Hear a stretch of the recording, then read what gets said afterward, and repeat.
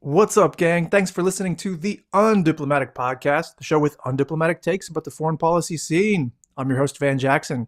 And today we've got Jake Dello, Sup? Hunter Marsden, Sup? Alex Audie, G'day. and new member of the pod. We've got two members, one new ones, one starting next episode, one starting this episode. Celia McDowell, all the way from America. Hi. And we've got three quick hits today. The first one, it's sort of a shout out or a sympathy call. I don't know what you want to call it. But the Global Peace Dividend Initiative is this big, global movement. 50 plus Nobel laureates signed on to this letter. And it's got like 50,000 signatures. There was a piece in The Guardian about it. It's getting a little bit of circulation. But it's been going on for months, and I only just heard about it like a week ago. And it's all for this simple like three-step proposal. One, it's demanding a global reduction in military spending by 2% per year in all countries. So everybody basically freezes their military spending just slightly below status quo. And two, using the over $1 trillion that would save collectively globally by 2030 to address planetary emergencies, obviously the climate crisis. And then three, cooperate to end the arms race, primarily US-China, but also US-Russia. And this is very simple. I agree with it. I'm going to sign the petition. It's a good thing. I'll put the link in the show notes. Again, it's called the Global Peace Dividend Initiative. I'm really skeptical that this is actually going to go anywhere. I don't see how this, it's like basic collective action problem stuff. Like if we could have frozen our military spending relative to our adversaries and they relative to us, would we not have done that years ago? Right? It's like a more ambitious version of the nuclear freeze stuff from the 1980s, which did have effect, actually, but in a unique set of circumstances where it was a globally popular movement. It was the thing that everybody rallied around. And I hope that that's what happens here. I'm not seeing how. This thing's been in motion for like 6 months, and I just heard about it a week ago, and I travel in these circles. Like, I'm aware of what's going on in the activist world, you know? And so, like, that doesn't bode well. It's also, like, there's not really anything new here.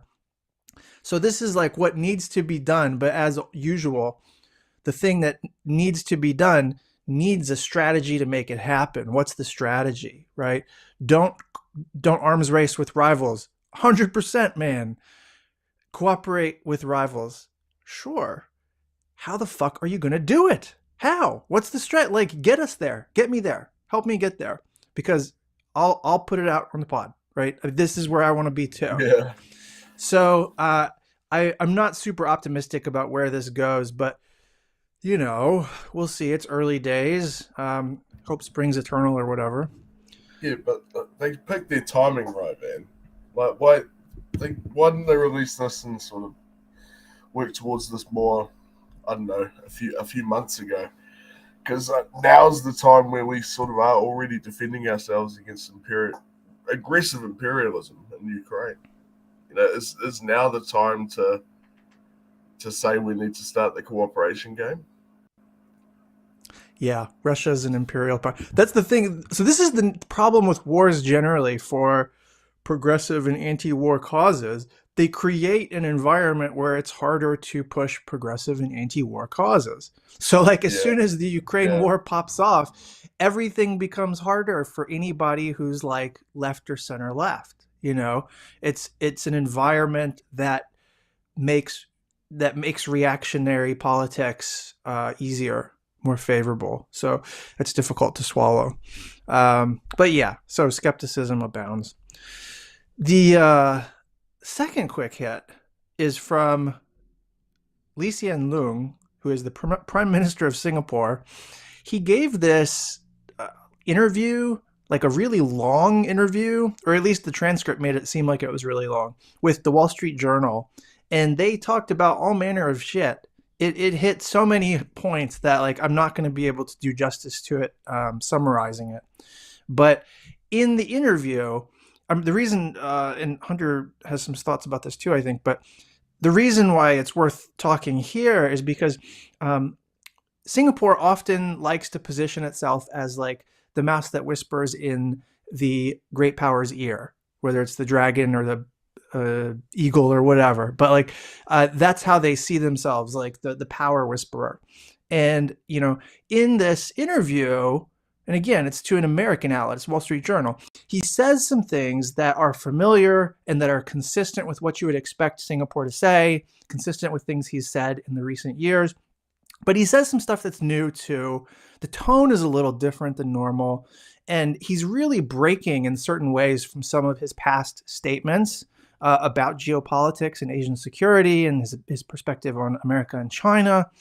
And like the biggest thing is that he says that the US is not what he calls a hyperpower anymore, as in hegemon, as in unipolar power, right?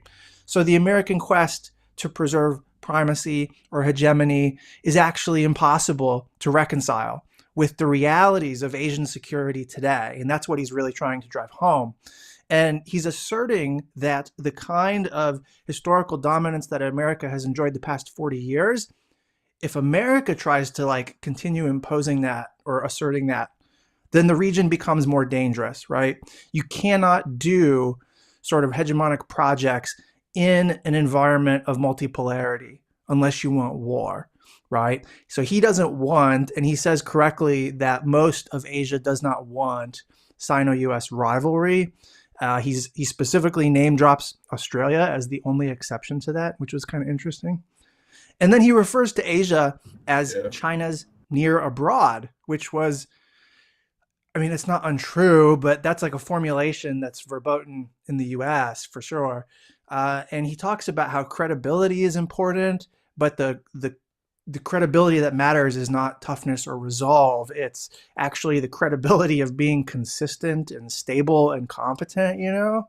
So there's a lot more I could say. It's a really important read if you're an Asian security buff. But Hunter, you parsed the hell out of this thing on Twitter, right? Like, what are your thoughts? Yeah, thanks for asking. So yeah, Van references a Twitter thread I created last night. I have many thoughts. Some of like what you said, a lot of this is consistent with Lee Hsien Loong's past statements. You know, for instance, a foreign affairs article in 2020 called "The Endangered Asian Century." Lee Hsien Loong has for a long time, and this comes up in the Shangri-La Dialogue 2019, but his remarks are often framed in terms of pushing back on U.S.-China adversarial competition.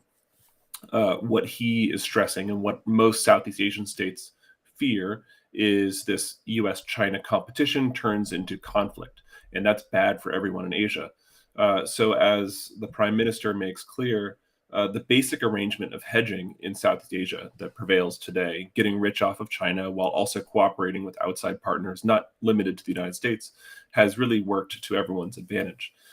And so little states like Singapore are very concerned that superpower, great game, rivalry will lead to conflict that drags all of these economies down and sends the region backwards.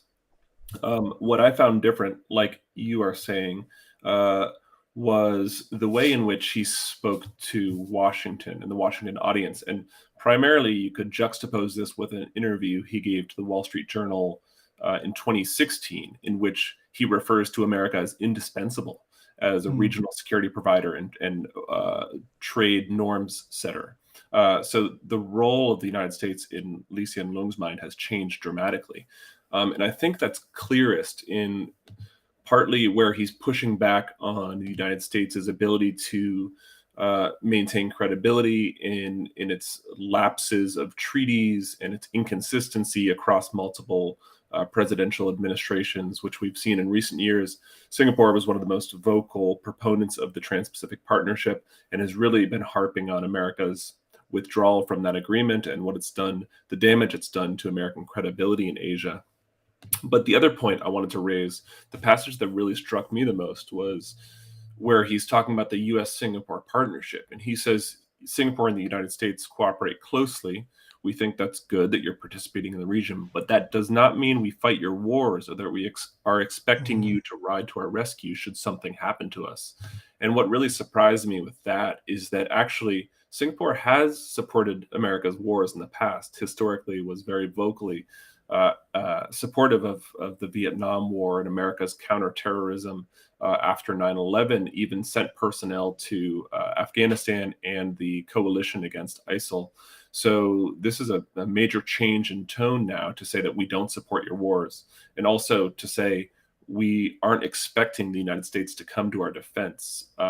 Granted, we don't have a mutual defense treaty with Singapore, but the partnership is so close that, we do have rotational access through Singapore. We cooperate on a number of multilateral security exercises.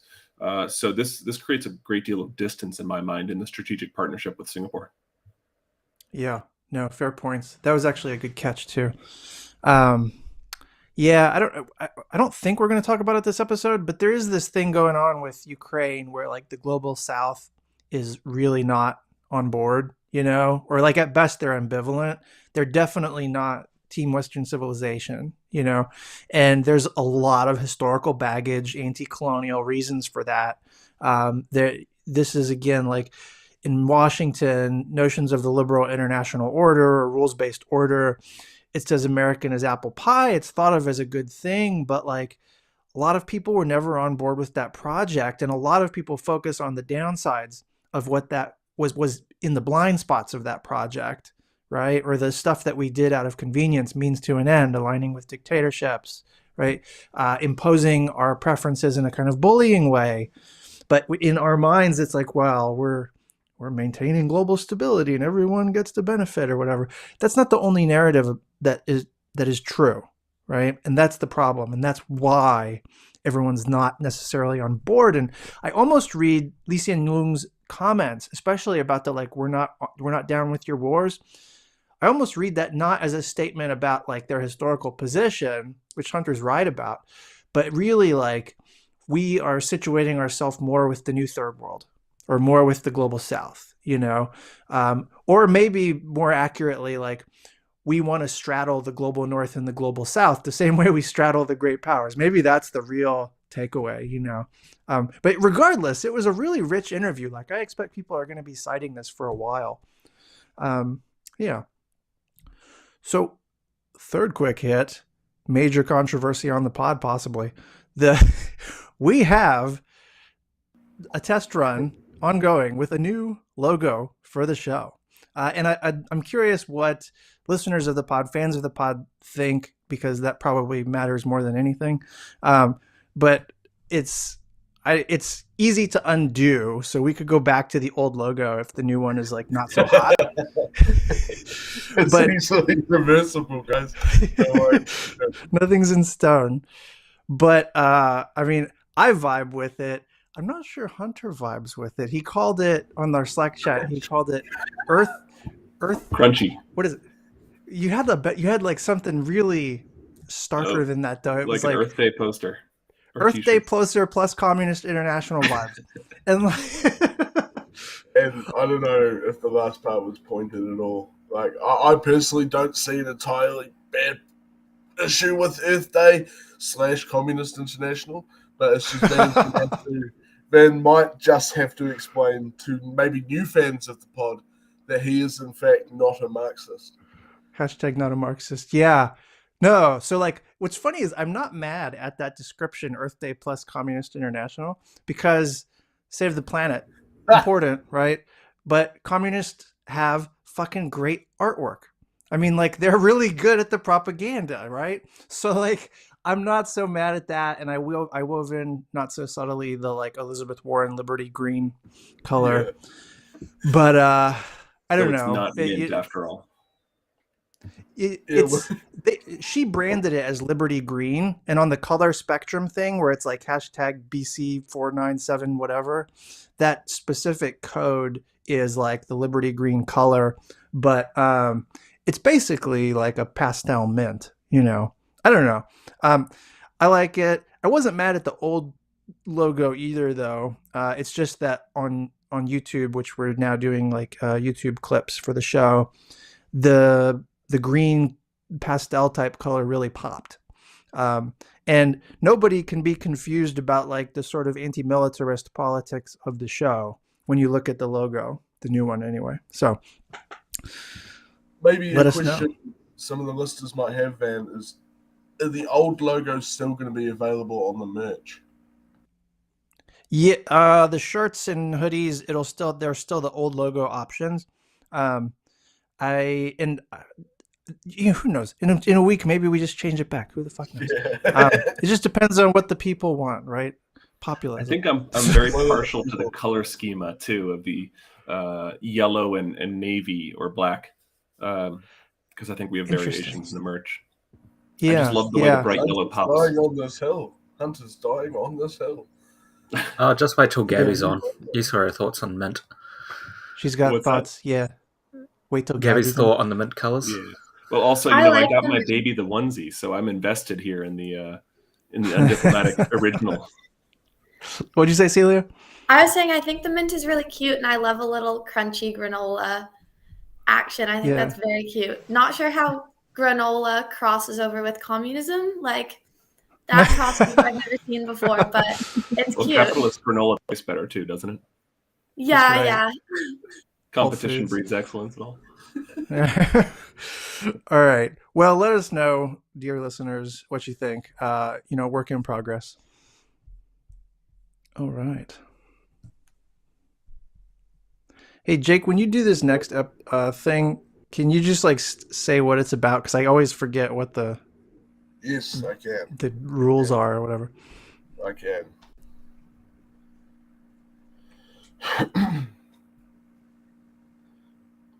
All right, for our next segment, true or false. The idea is, essentially, I give you 3 headlines. One of them is 100% true, or at the very least has been reported by an outlet that I believe is reputable, the BBC, the Guardian, RT. It's at least not made up. Sourceable, citable websites. And 2 of them, they can be partially true or just not true at all. So the 3 headlines for this week, man, which one of them is true, and you let me know what one. Headline 1, Sri Lanka defaults on all external debt. And headline 2, Sweden rejects NATO's calls for renewed membership talks. And headline 3, breakaway Georgian region South Ossetia officially joins the Russian Federation. What one do you Holy think shit. is true? I don't know.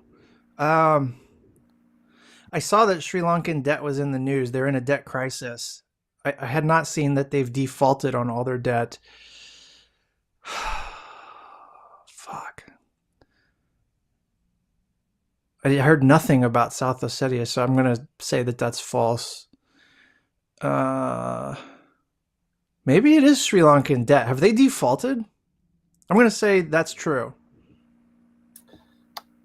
It's true as so far as it's been reported by a major reputable outlet. Yes, it is. Look at this. Well done. Well done. Winner, Yeah, winner. actually, that was supposed to be really hard because South Australia is more or less going to. They were reported that they were going to. They just haven't officially done it yet, and they're not recognised to have done it. So Didn't make it into my feed, yeah. yeah, and Sweden is actually the complete opposite. They are welcoming NATO talks, and looks like they're going to join. Yeah. That was, I don't know. I try to add a obvious one in there. That was good. That was, yeah, like those were really good ones that made it hard, and I just got lucky guessing again. So I've been lucky 5 weeks in a row or whatever. Yeah, I'm getting sick of this luck thing. In fairness, the predictions that you used to make, you did get a lot of them true. Right, I should say. Get a lot of them true. That's true. You did get a lot of them right. Good point. I am brilliant. Thank you. Oh, well, another successful true or false. Well done, Ben. All right. Yeah, it seems Sri Lanka is up for sale between India and China bailouts now. Yeah, it's actually really troubling. Actually, Actually, I'll cut this. I'll cut this part out and just add this to the next part. What is the significance of the defaulting on all debt? What will happen after this? Do you guys think? What's the next step for Sri Lanka? So if Sri Lanka defaults on its debt, then it's going to have a hard time getting. It's not going to be able to get private sector loans at all, and intergovernmental loans are going to be not forthcoming either, which means that the IMF becomes the lender of last resort. And until the IMF becomes a beneficent social democratic institution, it means that they're going to have to impose like austerity and deregulation and all these things that create volatility in the recipient government.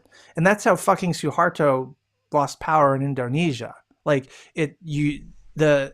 it's like the worst thing you can do is impose structural violence on a society that's already undergoing like a fiscal crisis.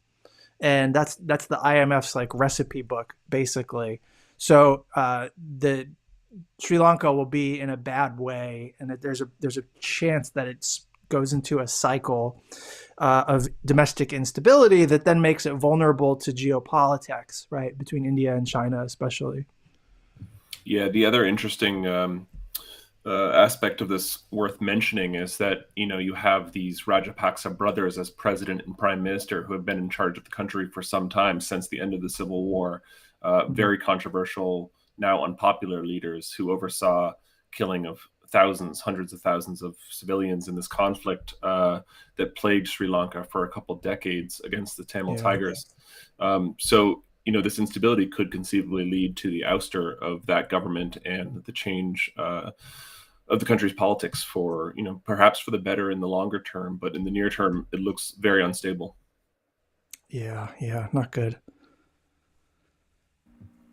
Sweet. I'll chop that into the end of that last question. That was good. All right. So I'll do my stay off Twitters first, if that's fine. Sweet as.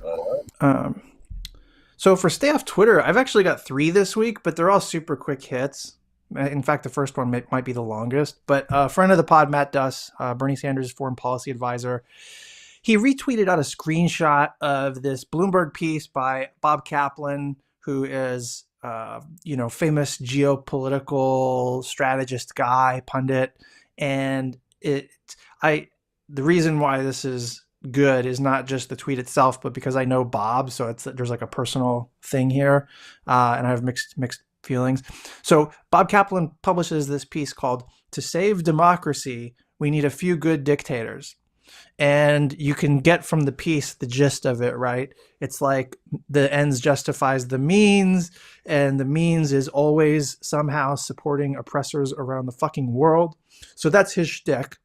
And Matt Duss is saying, this is the same logic that previously led the U.S. to see Saddam Hussein, Bashar al-Assad, and Vladimir Putin, among many others, as partners. Which is to say that, like, this form of reasoning is always a dead end. It always ends up being counterproductive, and that's a good takeaway point in itself. It ended up being like quite a popular tweet. But the interesting thing that rung with me was like, I used to be in Bob Kaplan's like ideological orbit. So like, how much has shit changed? Like when I was at CNAS, we had offices directly next to each other. And I used to pick his brain all the time about how the foreign policy industry worked, because he had a model for how you could make a living as a non-scholar doing foreign policy shit, and a lot of it, and like, I have a lot of respect for him as a hustler, like doing the gig, he's made a name for himself and he's made a good living. And I can share his pearl of wisdom about how you get along in this industry if you want. But it was always like his success as a geopolitical strategist that I really admired. And then the substance of his ideas, I was always like, is that good? I don't know. Like, I always felt really ambivalent about it. And now it's becoming clearer and clearer with time that, like, I'm just not on this dude's fucking wavelength. Like, he's just wrong about a lot of shit. But he brands himself with sort of like eccentric ideas because that's what sells. And that's part of the success model here. So I thought this was a good tweet.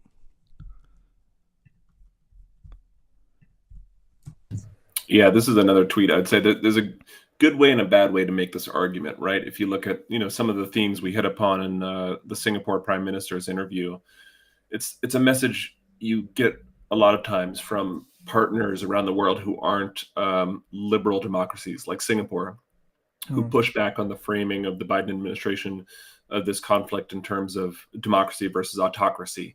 But to say that we need dictators in our corner, I think oversells the sort of counter argument that let's just be authoritarian and be buddies with the dictators of the world, just like we were during the Cold War. Hopefully we move past that. I don't know if democracy versus autocracy is the right framing for a much more complex world and geopolitical struggle to contain or constrain a few specific autocrats. But I think going as far as saying we need dictators in our corner just completely, takes the argument too far. Yeah. I mean, Singapore is a good example of that too, like of the reality being more complicated and us needing to get with that. Because like Singapore is a friendly country, a strategically useful country, if that's fair to say, and they are not a democracy, but they have a social democracy without electoral democracy, basically. I mean, like they are not despotic. They don't rule tyrannically. They're not nursing a civil war or ethno-nationalism. In fact, the opposite, right? They don't have like revanchist intentions against their neighbors. It's in fact the opposite, right? So like there's many ways in which they're good citizens of their society and of their region. They don't have electoral democracy. That is a problem. That's not like nothing. But that's a way different thing than like buddying up to fucking Xi Jinping or buddying up to Putin or buddying up to Saddam Hussein, all of which we do at various points. So like it's the gray actually matters, like being able to acknowledge that. Because you don't want to necessarily just completely ice out a country like Singapore. All right, second tweet from Chloe Ferrand, a senior reporter with Climate Home News. And she just says, it's pretty awkward for Joe Biden, who has been unable or unwilling to deliver the climate finance he promised. The U.S., when he came into office, promised something like $11 billion in climate financing. The U.S. approved only $1 billion in climate finance for 2022. In contrast, it green-lighted $13.6 billion in aid package for Ukraine. This is a very like not surprising contrast. Of course, America is going to be able to mobilize more resources for military problems than for non-military problems. It has always been thus, right? But it's particularly stark in this case, and the point should not be lost that like climate is the greater threat to America. There are things at stake in Ukraine. There are reasons to be supportive of Ukraine. There's a basis to argue for even military support, which we're already providing to Ukraine, right? So it's not to like denigrate Ukraine, but the idea that you can mobilize so much so quickly for this peripheral thing that is not core to American existence or the security of Americans in any direct or concrete way. But then climate change, which does threaten Americans directly in a concrete way and is already impacting them, and you can't do fucking shit about it, or how it's affecting the global south, that is troubling. And that's why we are on this like fucking path to nowhere good, which was basically the gist of the Mark Beeson conversation I had yesterday on the pod. If you catch that, it's pessimism all the way down with that dude. And it's for shit like this, got money for wars, but can't feed the poor. Now it's, you got money for wars, but can't fight the climate, But I mean, they have money for both, right? But this is just a consequence of Joe Biden not doing what he promised, as opposed to one being spent on one instead of the other. They could do both, realistically. Oh Joe yes, it's Biden within our chose not to. capacity to.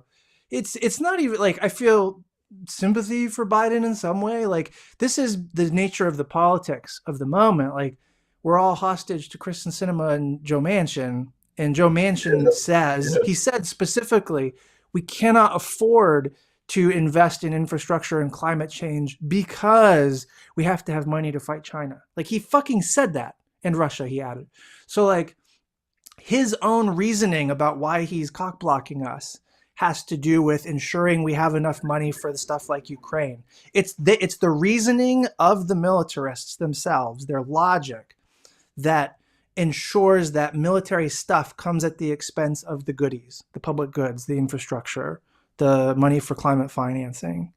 It doesn't have to be constructed that way. That's how they're constructing it, which means as long as we do the military stuff, we can't do the other stuff, you know?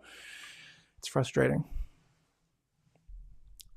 Final tweet, a fast one, from Ginny Hogan, whom I believe is a comedian based on her Twitter timeline. But she just says, pro tip, you can get through most conversations just by saying, whoa, at the right intervals.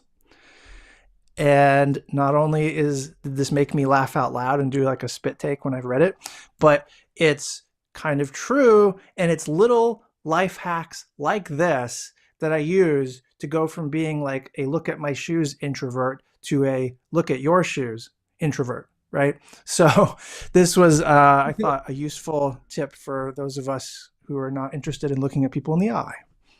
I mean, it's all about context though, right? Because there's different kind of woes in conversations, because you can either look like you're really interested or you're tripping out. You know, you can go, whoa, man. Yeah. It's like, oh, whoa, dude. The Keanu Reeves whoa. Yeah. All right. And then I don't know what order you guys want to do this in, the others. So I think Celia's just going to do just AMA this week. Is that what you're going to do, Celia? Yes, if that's all right. Yeah. Cool. So we'll start with the first of three tweets, and it'll actually be your own tweet, Van, that Jake wanted you to talk about.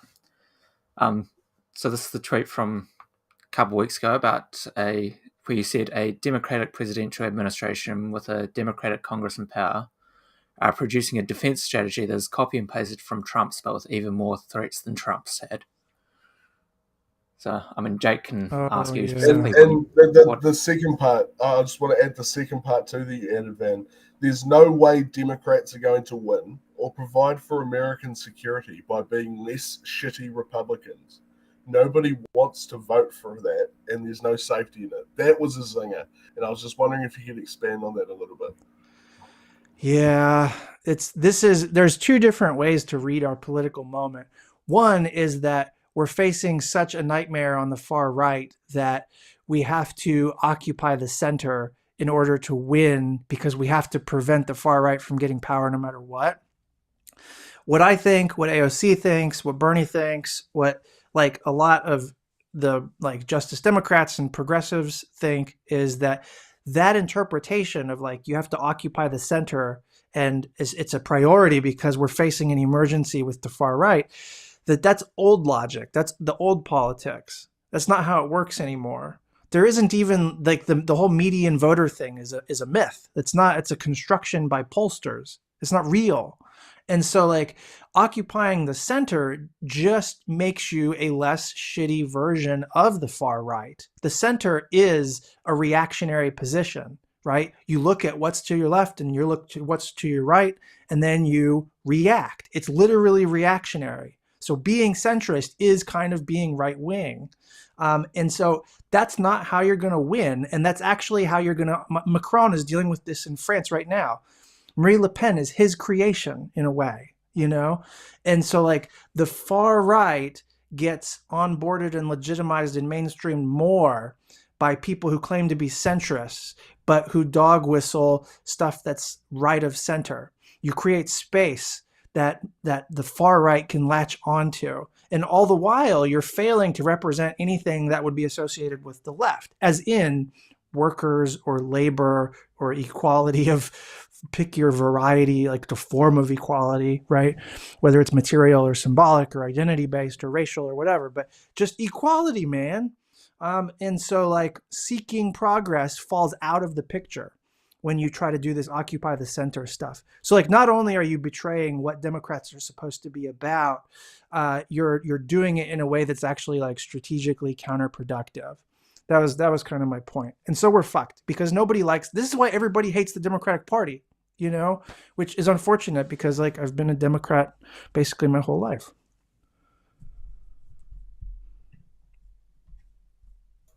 Yeah, thanks, man. That's more or less exactly the explanation I wanted. Cheers. All right. Sweet. So the second tweet is from Hope Hodge Sek, who is a investigative journalist covering military issues.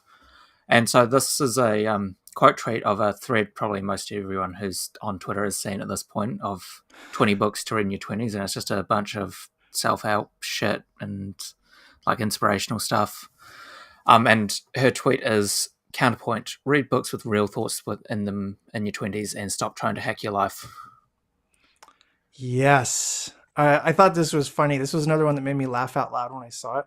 And it's because like she's totally so I'm the ultimate life hack guy, you know, like I listen to Tim Ferriss. I'm always looking for like how to sort of self-help and improve and all that stuff. And I've read some of these books, right?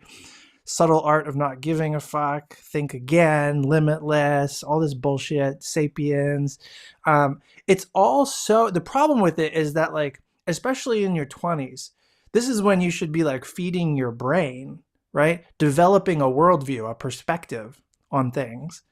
This stuff makes you self-centered and it doesn't give you an ability to actually think about things. It only gives you a way to think about life hacking. And like, again, life hacking is useful. You don't need to spend all your time reading these books in order to do it. You know, like self-improvement is not a vice in my mind. But if it's the only thing that you're willing to read, you're in trouble. You know, that's why that's why we're all fucked already. Like that's how our politics got fucked. You know, it's too individualized. It's too egoistic and self-centered. And even though you need some of that to get ahead in the world, if it's all you're consuming in your finite time on this planet, particularly in your 20s, when your mind is really agile and growing, and it's when you have the greatest capacity intellectually, and like to use that time on the subtle art of not giving a fuck, dude, you might as well just set your life on fire. I mean, like, what are you doing? You know, you need a perspective and you need skills. And if you have skills and no perspective, then you're part of society's problem, in my view. So she said it much more pithily, but yeah, it was good. Sweet as. Cool. And the last tweet is from Alex Dobrinko, who is an actor and comedian. And his tweet is, just had an audition for a male influencer, and we had to say if we had a following. So I said, I have 10k on Twitter. And the girl next to me, who is famous on Instagram, said, ooh, old school nice. I walked out of the room, got in my car, and left LA. So I feel like this is probably very true. Yeah, like I've heard people reference Twitter like, oh, you're on Twitter still, like that kind of thing. Like, oh, I'd like my 2012 back. It's like this thing where, you know, you had celebrities even on Twitter in 2012, and now it's basically journalists and think tankers and academics. It's certainly, I don't know. It seems to be like millennial heavy and Gen Z not so much. And maybe that's my bias.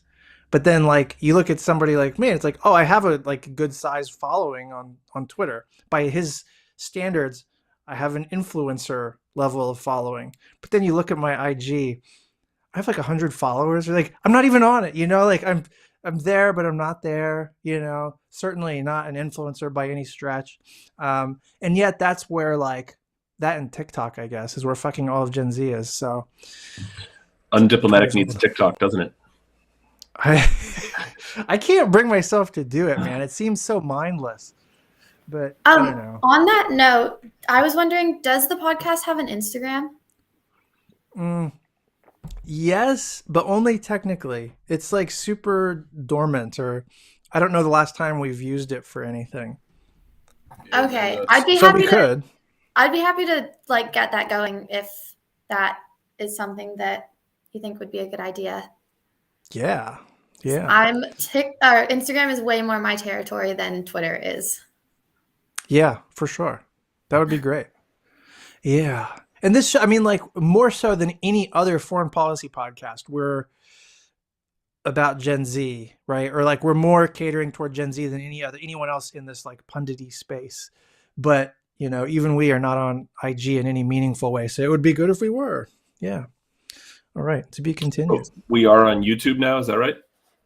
Yes. And as of like yesterday, we're on YouTube. But we're slow getting clips up. We may clip some old episodes too, like old segments or something, and just do like an audiogram. I don't know. But yeah, YouTube. All right. So we got this next one. Next segment. Yeah. So for this week's armchair analysis, we're discussing an article in The Nation called Tucker Carlson's Let me read that again. Tucker Carlson's Flip-Flops on Russia Mask a Deep Militarism by, I might butcher these names, Tabita Chow and Ben Lorber. The sort of mini blurb under that title line is, rather than seek allies among the far right, progressives need to advance our own vision of an inclusive common good against militarism and white nationalism.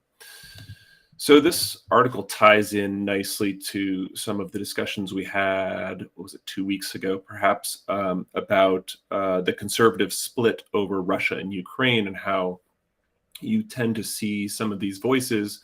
Tucker Carlson is just one of the most prominent conservatives, but there are others defending or at least pushing back quite heavily on this sort of Western democratic progressive effort to roll back Putin's invasion of Ukraine, and even taking Putin's side. And some of the more far right elements are quite openly advocating for Putin's civilizational narrative and embracing the white nationalist cause. And this article was interesting because it sort of parses some of these divides a bit more than we got into on that episode. I think it was number 114. So the authors write, if you squint hard enough, it might look like this MAGA foreign policy aligns with critics of militarism on the left. However, it would be a grave mistake to treat the MAGA right as principled anti-interventionists who might join progressive efforts to reduce funding for the military and oppose the rise of militarism in U.S. society overall. Their goal is not to end U.S. militarism, but to seize control of it. So the way the authors frame it, these aren't restrainers, like we talked about on the previous episode, but they're actually trying to redefine the American militaries and U.S. power as not interventionist in the sense of like we should be involved in NATO enterprises abroad, rolling back Russia, because Russia, as some of these far right elements see it, supports the same causes of white nationalism, protecting Christianity, which Tucker Carlson has quite openly spoken out for. And so the way Tucker Carlson and some of these proponents have taken this civilizational narrative is to say, actually, Russia is sort of one of us, and let's not attack Putin. Putin's never called us politically incorrect, something Tucker Carlson said, or something to that effect that just, blew my mind. But there's this racialized component here. And so Carlson and some others have sort of shifted away from this outright defense of Putin, but now they've sort of tweaked this argument to say, look, Russia's not the major enemy. We should be focused on China. China is the number one enemy. And you saw some of this actually after the 2016 election, when you see Fox News not going on about the Russian interference in our elections, but saying actually China is the culprit, or even Ukraine actually at the time. And this is just bonkers stuff. But so Carlson is saying that Biden's policy confronting Russia and Ukraine makes China the winner and actually empowers China. And this argument is just completely oversimplified. But in my mind, and actually as the authors are arguing, there's a racial component here. I realize I haven't touched as much on the sort of progressive statecraft component of this article, which Van can probably get into, but think it was a great parsing of some of this conservative split that we've talked about before. Yeah, no, it's great. And Toby Chow is, I don't know if he's a friend of the pod, but we operate in like similar overlapping circles. And so he's like a virtual friend or whatever. But the piece was very good. The far right, the MAGA right, to some extent, the paleo conservative right, it's all militarist, right? They're not really isolationist. They're selectively against aggression in some places like Russia, but you have to read that in the context of Putin spending the last 10 years positioning Russia as the cultural symbol of the global far right, right? As the cultural symbol that Tucker Carlson identifies with, right? And there's nothing anti-war or peaceful or like even prudential about feeding clash of civilization politics against China. And this is the misconception about the Trump era, right? Like Trump was not isolationist. He was not anti-war. He was not anti-militarist, right? He was implementing a clash of civilizations, racially grounded project against China, and then incidentally against Iran, but it's not on the same scale because it's a much smaller actor, right? And so I just thought the piece was great precisely because it was explaining how we shouldn't misread the MAGA Tucker Carlson right's opposition to war in Ukraine. There's no need or upside to like a red-brown alliance. And like I think we said in the last episode, a red-brown alliance is just brown, right? And that's not what you want. So yeah, good. Yeah. So what do you make of the argument for progressive politics? Because I mean, I think it sort of leads with that in the blurb, but it doesn't really. Maybe they get into that at the end, but I think the focus is more on the attack than on the constructive argument for how progressives can mount a counter argument. Do you find this persuasive? Yeah, it's incomplete, but within the piece, it's incomplete. I know from other conversations that I've had with Toby, it's more fulsome. But basically, like the agenda has to be in a simultaneously anti-war stance or an anti-militarist stance, but also a solidarity stance. And one of the problems with one of the anti-war left and the grassroots of the Democratic Party, they're focused in I guess DSA to some extent, but like what they're focused on is not this sort of traditional view of like the solidarity that matters is the solidarity between democratic governments. And that's the basis and that's how you get the argument that solidarity in a liberal sense is like, well, you have to go fight for other democracies. And it's like, yes and no, right? Solidarity is supposed to be to the people and to the people of the other democracies, right? And so you have to, if you're centering the people, then you have to work backward and reverse engineer from the starting point or the proposition of like, what if the end goal is to minimize attacks and damage and deprivation that Democrats on the human Democrats, like people who actively live in civil society, that they face, the danger they face. You have to be trying to operate statecraft in such a way that it minimizes their exposure to existential risk, to violent harm, right? And so the theory of the case is centering a different object. Like the way we're operating statecraft in the normal mode, the object that we're trying to protect is a democratic government against an authoritarian government. It's completely the wrong frame, right? And so the right frame, centering the people, means that you do some of the sanctions against oligarchs and stuff because they're targeted, right?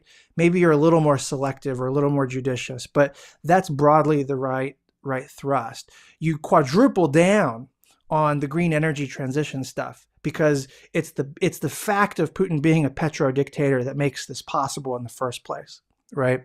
So we have to address that root cause type problem.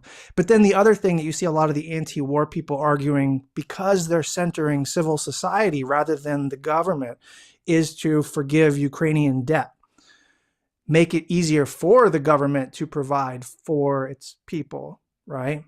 And then the smallest bit of that is possibly military assistance. But if you're truly anti-militarist, then like maybe you don't go there. But there's like, that's a gray area where there's a debate to be had, you know?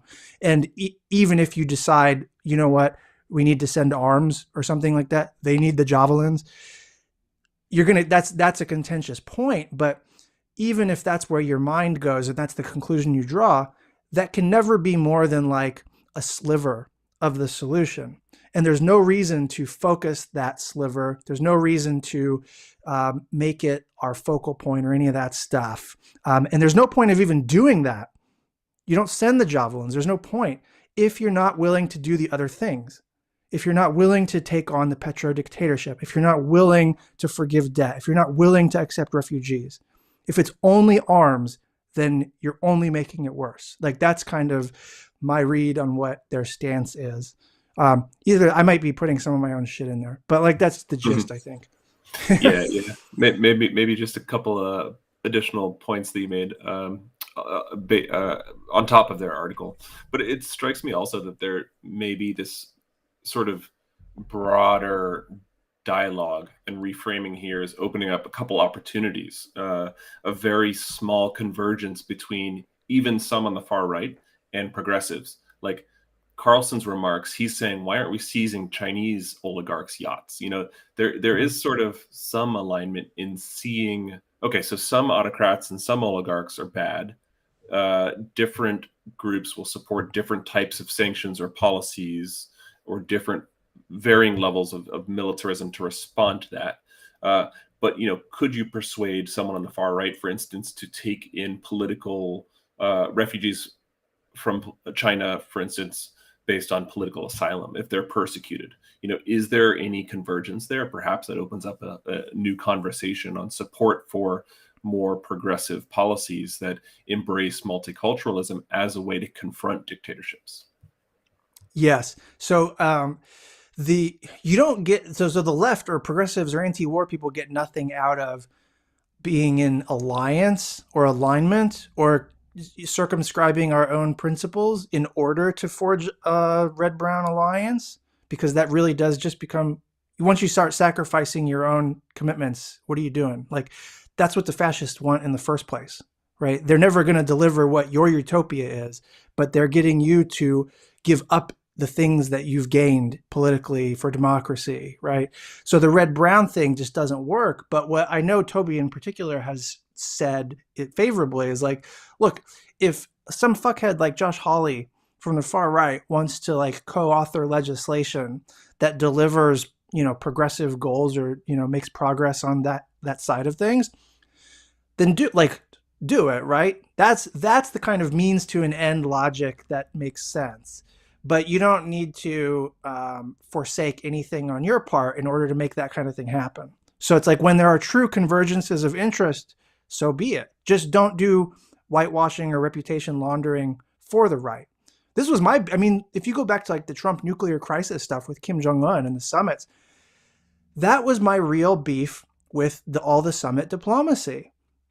It was that cheering on peace, knowing that peace wasn't going to happen because Trump didn't care about it, right, was reputation laundering for Trump at a time when he was dealing with all kinds of scandals and doing anti-democratic shit. And it completely forgave all of the nuclear war precipice stuff the year prior. So like you're doing reputational work for Trump and you're not getting anything for it in return, you know? And it's like, that was my proto position against red-brown alliances, I guess. But like, you know, if Trump delivered peace in our time on Korea, it would be stupid to be opposed to that. You would take it, pocket it, great. But and he might have gotten the Nobel Peace Prize too. Yeah, and like don't cheer that part on, and like don't, if you're the Nobel Committee, don't give him the peace prize, right? Make him deliver first. If that's really the quid pro quo you're going for, make sure you get what you need and don't give up anything that's going to help their cause, because their cause is antithetical to your cause. Yeah, there's something else you said that was really good just now, but I lost it. But anyways, it was good. Yeah, well, I should credit you with selecting the piece this week. I have to confess that finding the right piece, finding an appropriate long form piece that is substantive to discuss on the podcast is like one of the hardest things I have to do each week, even though I love discussing it. I'm just amazed by how much you're able to read and the broad spectrum of sort of sources that you source. So thanks for bringing this to my attention. Yeah, you bet. Maybe we should solicit from listeners suggested reads each week and just make it easier to pull from. So if you have suggestions, dear listeners, let us know. Yeah, actually, a couple listeners already do send me stuff occasionally. I just haven't chosen them. So apologies to listeners, but what? Suggestions. You guys have shit taste. Hunter just told you guys to get better taste. Well, Hunter just told you. No. I'm thinking of a couple friends who send me suggestions who listen to the pod. It's all good. All right. Celia, do you want to jump into AMAs? Yes. Okay, so this week on Ask Me Anything, you've got 4 questions. The first one is from a graduate student at the University of Barcelona who says, was bummed that you weren't at the International Studies Association meeting in Nashville this year. I had my fingers crossed you'd do a live podcast or something. Would you A, ever do a live podcast, and B, will you ever attend an ISA meeting again? Yes, I got COVID from it. So this is the thing. It turned out ISA, it was in Nashville this year. It turned into a super spreader event. Every academic that I follow on Twitter has fucking COVID. I think Nexon might be the only one who didn't get it. So that is kind of predictable because we're still in a pandemic, right? I mean, what the fuck? So I just got over COVID. I'm not super keen to get it again. And for that reason, I'm not super keen to travel unless it's really worth my while. I will totally go to ISA at some point in the future. Next year, I think it's in Montreal. That's kind of attractive or appealing, but I don't know it depends on where we are in the pandemic by then. It's just not cost free to do travel anymore, or not risk free, And then as far as a live show, I'm open to it in principle, but it won't add anything, listener friend. It being live won't add any extra content. What the stuff that gets cut out. You'll hear us say a lot more. Yeah. You're really not missing you're not missing some real behind the scenes hot takes. Yeah. It's more or less just I mean, it could be. I've seen some of those Pod Save America guys do live shows and stuff. It's not impossible. It can turn into a kind of performance, but it takes a lot of planning to do that kind of shit. And as it is, 80% of us are in New Zealand. One of us is in Australia. I mean, this is pretty distributed. So if we did a live show, it would be in New Zealand or Australia. So probably not. Well, there's also the option of doing something live on YouTube and then turning Ask Me Anything segment into the sort of live chat function. Interesting. So that's not impossible. And in fact, we have the technology. To do that, because now we're doing YouTube bullshit. So that's TBD. Who knows? But yeah, good question. Cool. That sounds good. All right. The next one is from Emma, who says, I saw you tweet out a 2x2 grid about strategies for American progressives. Can you either talk about that grid a bit or the problem with red-brown alliances? I saw that you and a few others were negative about red-brown alliances, and I'd just like to hear you explain it. Yeah, so I don't, off the top of my, I should have prepared for this. Off the top of my head, I don't remember even what the 2x2 grid was. Real quick on red-brown alliances, The red, just people aren't tracking, red refers to the left, brown refers to fascists, right? And it was in 1939 when Stalin formed his little temporary pact with Hitler that completely screwed up progressive politics at that moment in history. It completely undermined the left. The whole communist world, like, they had no legitimacy except as part of an alliance against fascism. So for the communists to align with the fascists completely screwed over the left, who had temporarily accommodated communists. It fucked over everybody. It even fucked over the communists, right? Yeah. And of course, on the left, most of us are not fucking communists, right? So, like, you know, a lot of us are actually actively, like, hostile to communists. I don't know, Van. Have you seen our new logo? Touche. But so, like, that's what we're talking about with red brown. It's just like left alliances with the far right, with fascists especially. So, like, the color code is the shorthand for that.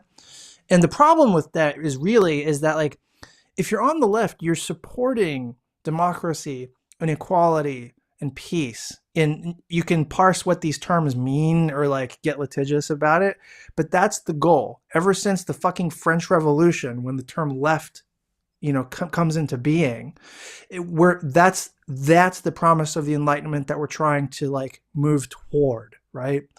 And so if those are the things that you're striving for, and we've made as a liberal democracy in the West, particularly in America, we've made certain kinds of progress on identity equality, political democracy. We're just shitting the bed on economic democracy, economic equality, right?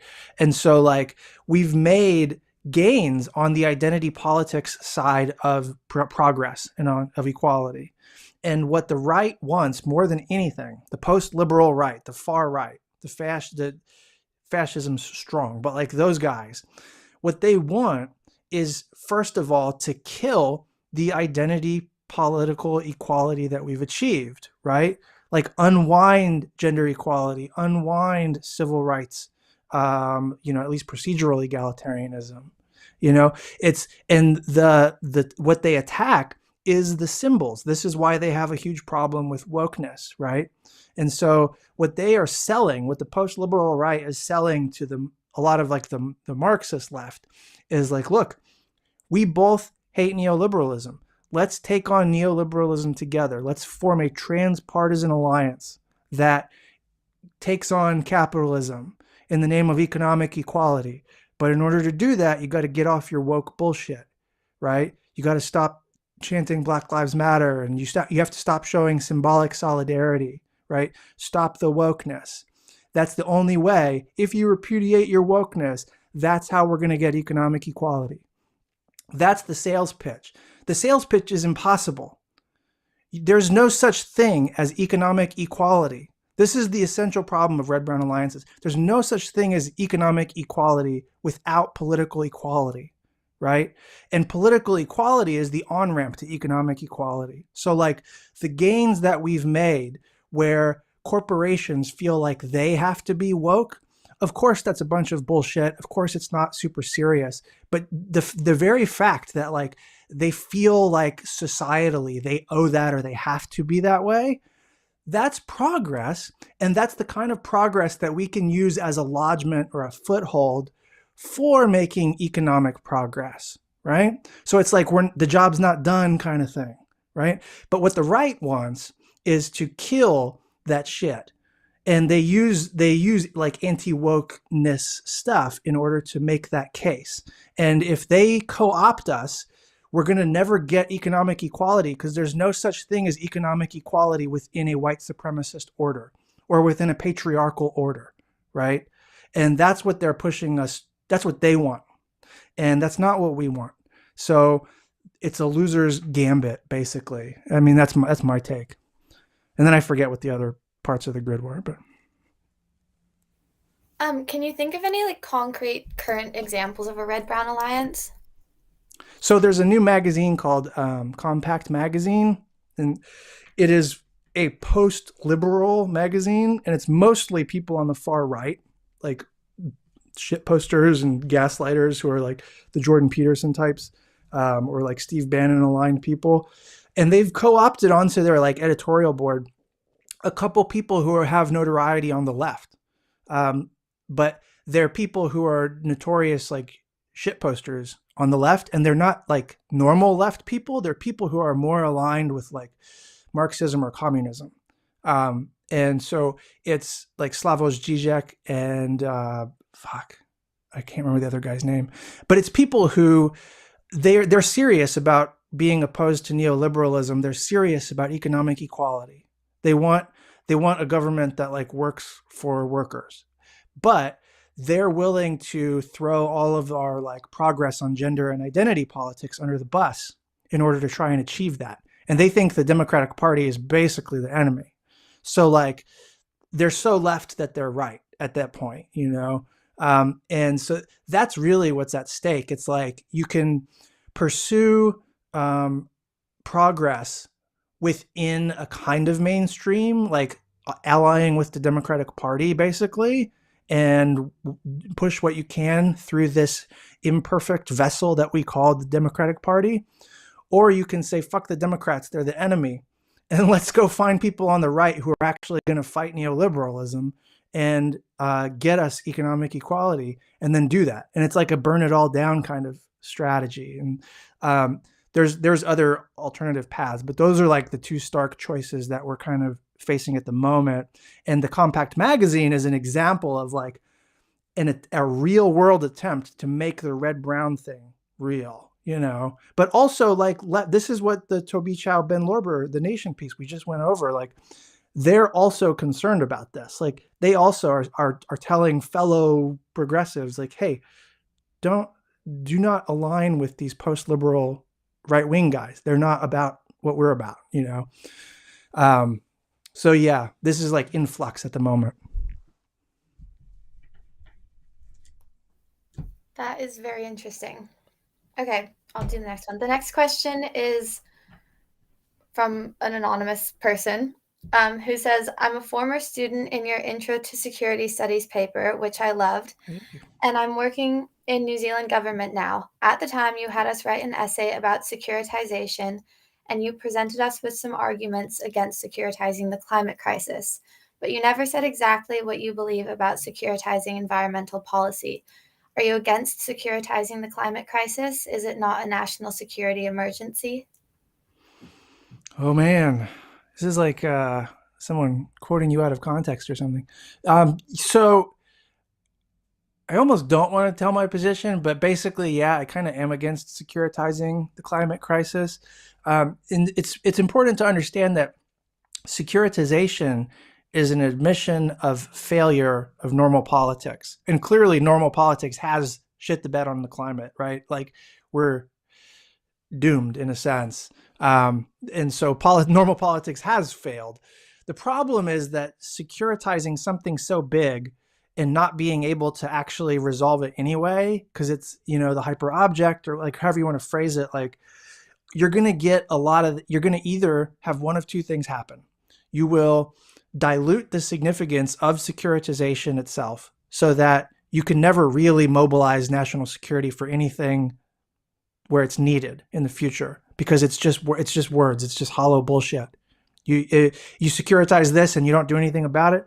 You can securitize anything and not do anything about it, right? So either it's meaningless, and it weakens your ability to securitize when you need to in the future, or you're going to do what securitization does, which is emergency shit, right? Which is basically authoritarianism. It's you circumvent democratic politics, you engage in secrecy and militarism and that kind of thing, right?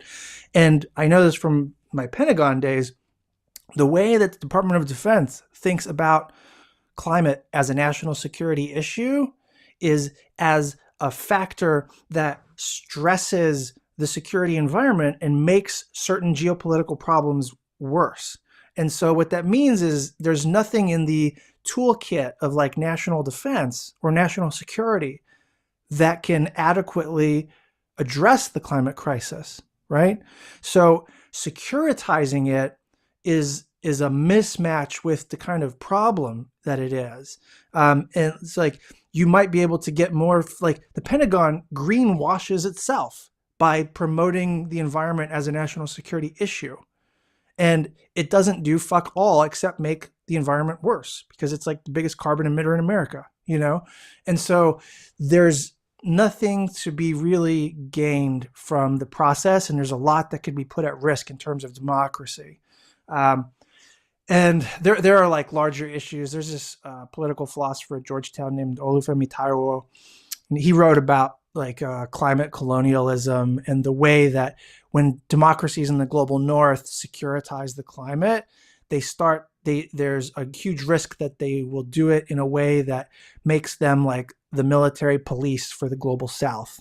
And so you're treating the global south instead of like sovereignly equal states or whatever, it's this object that you patrol. It's the favela, it's a global ghetto, global favelas, and you treat it like this thing you have to patrol and police and contain, and that makes it a fucking hellscape. And that ruins promise for that part of the world, and that looks a whole fucking lot like empire at that point. And so you're very quick to go from securitizing the climate to climate colonialism, right? So it's not to say that there's not an emergency here. It's not to say that normal politics is working fine. It's obviously not. It's that there's nothing to be gained or solved and a lot to be risked in securitizing it. Also, like if someone like the States started to securitize the climate crisis and patrol other countries, who is going to like hold the states to that standard themselves? Because they're like certainly not keeping up their end of the bargain with climate change and the climate crisis. Yes, I mean you're gonna treat the global south as like this place that is the ghetto that you have to contain or whatever, but then you're still the world's leading carbon emitter. So you're not actually solving anything. You're just addressing some of the geopolitical symptoms of the problem that you're still contributing to yourself. Yes. Yeah. Great. Yeah. I think that covers it. The last question is from Alex. So I might just let him ask that himself. Yeah, so this is just what I chucked in the Slack thing. It was just, there was some talks by some New Zealand MPs about trying to invite Zelensky to address the New Zealand's parliament, and that comes on the back of him addressing like Australia and Boris Johnson visiting Kiev and stuff like that. I was just thinking, like, what are your thoughts on like how useful is it to drag Zelensky around the world to, well, you know, like virtually around the world to talk to governments for no real reason? I don't get, I mean, the way you ended that question suggests where your head's at, but I don't get it. Like I don't know, first of all, how this guy's getting any sleep. He's on fucking calls and Zoom calls and going and visiting places all the damn time, you know, like a celebrity on steroids. And so it's great for like building his brand or the idol worship of Zelensky. I don't get, and you need a little bit of that to like, you need poster children of the resistance kind of thing. You can overdo it, and I feel like we are overdoing it. But more than that, like we need to be taking care of this guy's sanity and his ability to sleep. And we don't get anything out of like making him jump on a call with us that we couldn't have gotten out of reading a transcript that he did on a call with somebody else, right? You think he's going to say something special to like the New Zealand Parliament that he hasn't said to fucking America or the UK or any of these other countries that he's having to fucking field phone calls with? He's only doing this stuff because he's wanting to get more assistance and making sure that like global north countries especially are like on his side. But if you're on his side and you're willing to provide assistance, then save him the trouble, man. Like, don't make him go through this bullshit. It seems like it's wasting everybody's time. It's very performative, you know? It is kind of amazing to watch the theater of diplomacy right now, and how many political leaders are also traveling to Kyiv to meet with him in the middle of the war. Kind of. That's also very Unsettling, self-aggrandizing. Yeah. Yeah. No, I mean, the best thing you can do for him is like leave him alone and send him some shit. Like, yeah. care packages. Yeah. And maybe that is going to be the key, because New Zealand, I don't know, our political establishment would feel rather important having Zelensky talk to them in Parliament, and that might be the linchpin for their egos to send more aid. So that might be the practical side to this, and to pretend like it is anything except getting more aid is naive of us. But that might not be a bad thing in itself. Well, it depends if that's what you have to do in order to unlock I mean, if National's going to be dicks about this, unless he comes, then maybe that's what you have to do. Or if Labor's going to be obstinate unless he comes, then that's what you have to do. But I don't think that's the case. I mean, New Zealand's already putting like sanctions on Russia, and like they've made exceptions for Ukrainian refugees, and like so they're doing things already. I just think this happens all the time. This happens with Taiwan too. Like, solidarity, if it's going to fucking mean anything, it should mean focusing on the other and care for them above all else, right? Don't make it about you, man.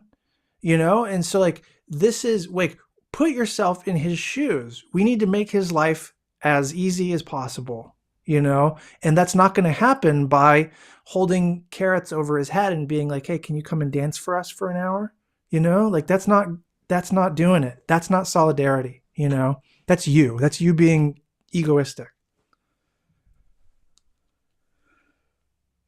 Oh, that's it, right? Yeah, I mean, you answered the question, pretty well. Okay. All right, gang, that's going to do it. Buymeacoffee.com/undiplomatic to send us coffees. Cottonbureau.com. We got some merch, new and old. And then we've got our YouTube channel. It doesn't have its own URL, or I don't even know what it is. We'll figure it out. It'll be on the show notes. Fuck it. I fucked up again. All right. Last interruption. We've just posted the new logo up on Twitter, so go have a look. Go let us know. Oh, yeah. Yes, so check out that new logo. Jake putting on the outro music of this one's going to be a little funky. We'll work it out. All right.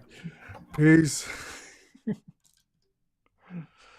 All right. It goes long enough that I usually just, as long as it ends right, it's pretty good for the music. Yeah.